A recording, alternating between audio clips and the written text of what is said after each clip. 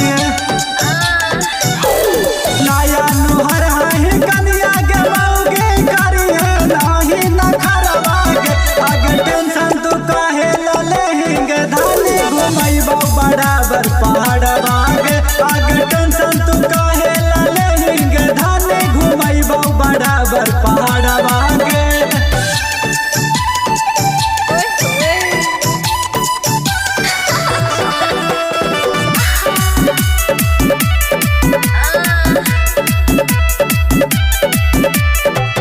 बड़ी मशहूर है बराबर के मेलावा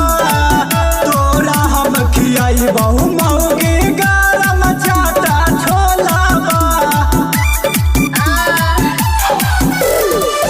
बड़ी मशहूर है बराबर के मेलावा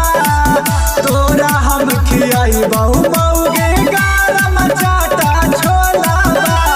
चूड़िया लेबे में करिहे न मौगी तू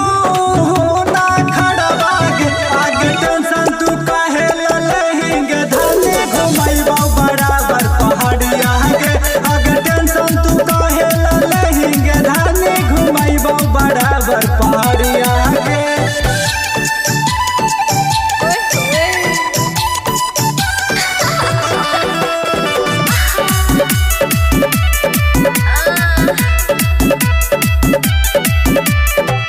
भोला जी से मांगे है